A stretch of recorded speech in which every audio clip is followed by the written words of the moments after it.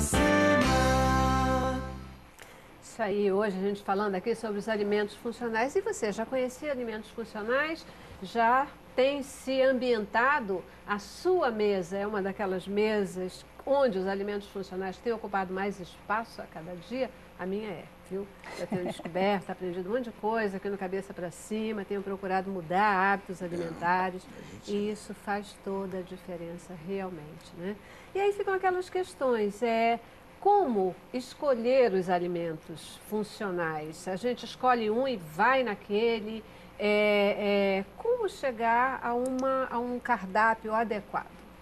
A gente tem que pensar, né? Todos os grupos de alimento, eles são importantes, né? O carboidrato, proteínas, as frutas, as verduras, né? Que tem as vitaminas, tem os minerais. Então, a gente, né? O melhor meio, a gente procurar uma nutricionista, né? E a gente fazer um cardápio equilibrado, realmente. Mas, assim, a gente procurar ter as cores, né? Como você falou, cada cor tem uma vitamina diferente, tem um mineral, tem um nutriente ali que vão se complementando e a gente consegue esse equilíbrio da alimentação.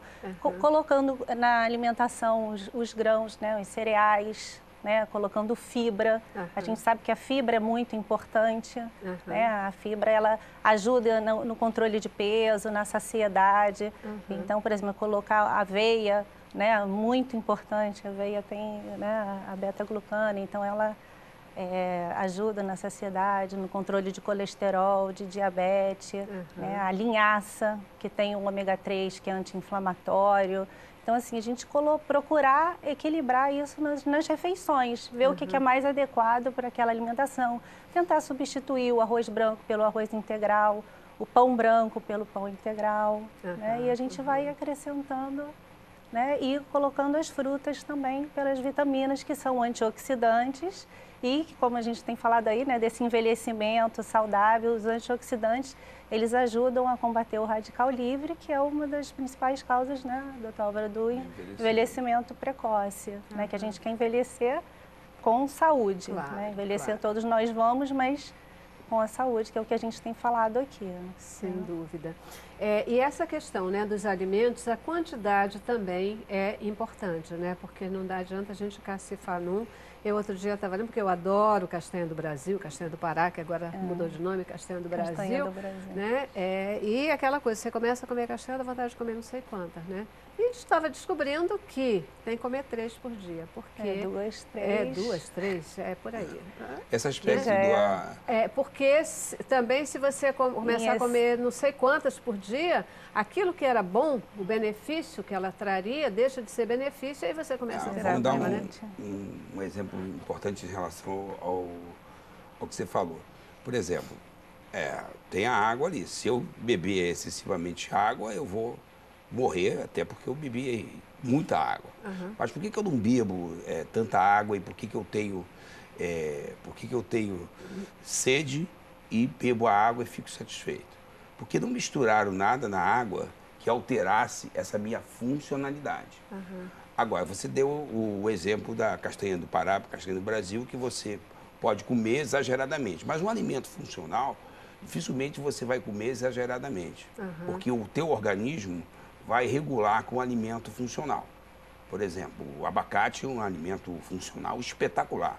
Ninguém toma porra de abacate. Eu nunca vi uma pessoa compulsiva por rodízio de abacate. Nunca vi. Agora, quando você fala em rodízio de pizza, quando você fala em rodízio de massas, aí você sai da funcionalidade para a antifuncionalidade. Por quê? Porque quando você mistura o açúcar, com a gordura, que não existia na natureza, isso foi uma invenção nossa, o que acontece? Você cria um alimento, né, aquele tipo de alimento de cafeteria, que te cria uma dependência química no teu cérebro. Então você começa a comer um rodízio de pizza, você está empanturrado, você está até com falta de ar, com a respiração presa, mas você vai até o fim. Engraçado, e ainda ingerindo uma grande quantidade de água com açúcar, que é o álcool etílico do chopp, a cevada, o malte. A cevada e o malte são em grande quantidade, né, que se fossem pequenas quantidades, seriam funcionais. mas já foi desregulado por uma coisa que não é funcional, que é misturar gordura com açúcar simples. Doutor Aí é Álvaro, antifuncional. tá, tem uma pergunta aqui para o senhor, de telespectador. É exatamente se a cevada é um alimento funcional. É um alimento funcional, desde que Não vem você cereal. não esteja alterado, né? Ou tipo, por exemplo, o Jogo do Brasil. Então, onde você estava no Jogo do Brasil quando ele perdeu de 7-1? É uma pergunta que quase todo mundo vai lembrar onde a pessoa estava. Não entendi a conexão. Vamos chegar lá. A conexão é a seguinte. Você, quando pergunta, onde você estava quando você viu o Brasil perder de 7-1? Não é isso? Uhum. Onde você estava, quem era... Não é meu tempo, não era nem nascido. Anos 50, quando o Brasil perdeu aquela coisa que eles repetem todo dia. Você vai associar aquilo ali a uma emoção. Uhum. Aí você não vai esquecer aquilo. Uhum. Porque o que determina as nossas escolhas, o que determina o nosso comportamento, é principalmente a emoção. Então, evidentemente, se você não tivesse num estado alterado de consciência, ingerindo uma quantidade absurda... Cevada modificada. E álcool etílico, cevada transgênica com álcool etílico, aí não é uma situação... É um contexto, né? Também tem uma pergunta sobre o abacaxi. O abacaxi é um alimento funcional? Quais são os benefícios do abacaxi? É muito específico, mas o abacaxi é diurético, né? É rico em vitamina, então ele assim, o alimento diurético, ele ajuda para você não ficar inchado, né? Então ele assim, ele é bem importante.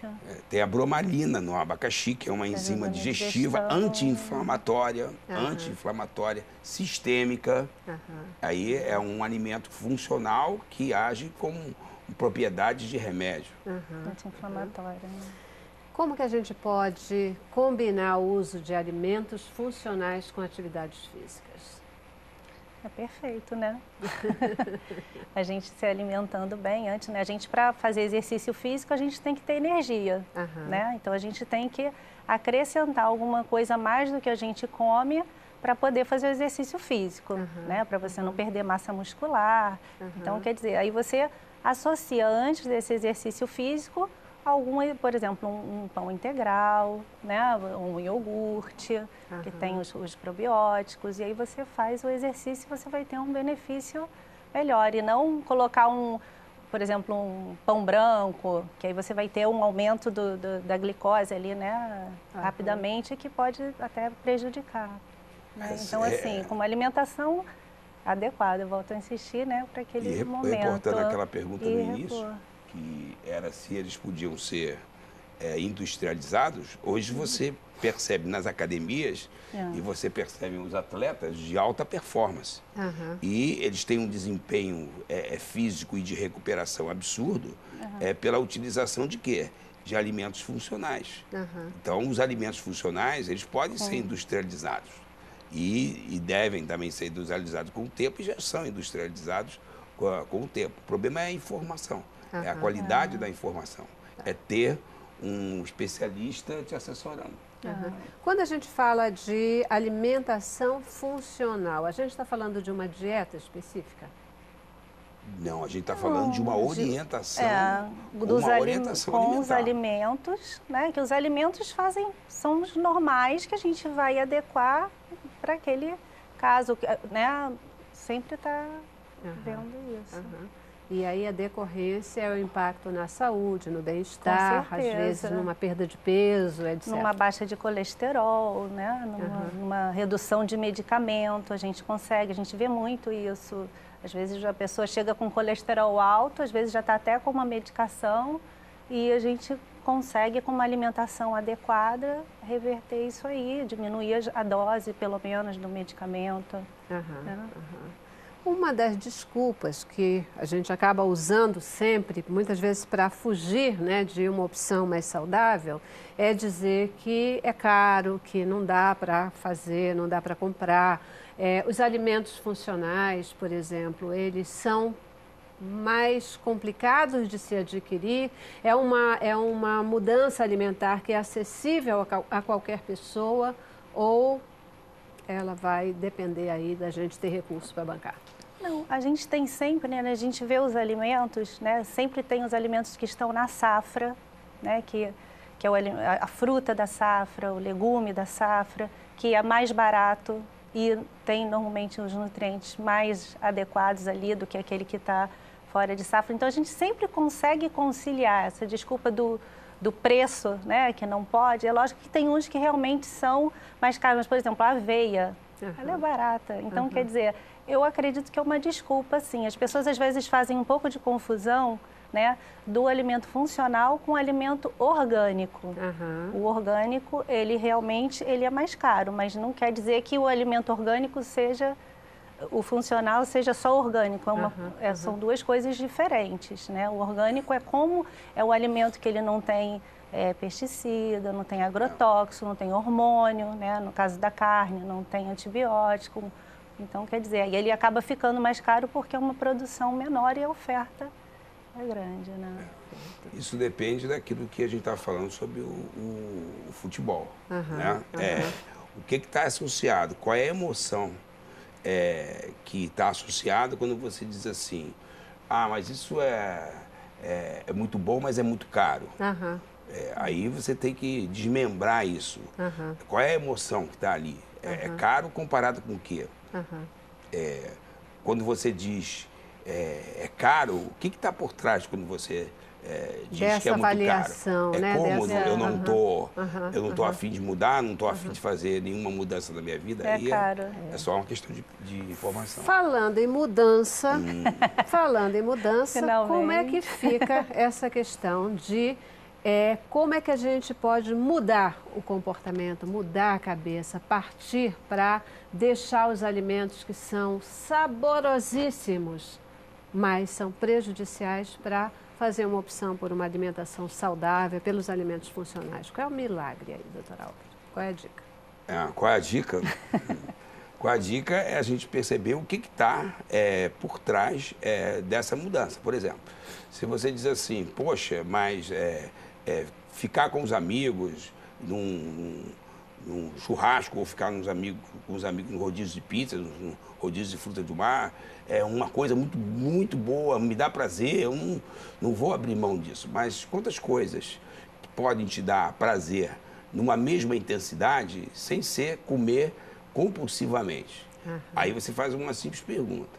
Quando você faz essa pergunta, você vai encontrar uma emoção. Por exemplo, qual é a emoção que vem para você quando eu faço essa pergunta? Eu posso trocar o prazer de comer compulsivamente por conseguir caminhar bastante, por ter ânimo para fazer as coisas. A pessoa pode namorar, pode escutar uma boa música, pode dar beijo, pode dar abraço, pode sair somente para conversar, pode ler um bom livro, pode fazer uma massagem, pode tomar um banho quente. Então, na realidade, é muito cômodo você justificar um hábito. Mas o hábito você pode modificar desde que, primeiro, você queira modificar. E segunda coisa é você repetir a técnica que você empregou 21 dias seguidos, isso é científico.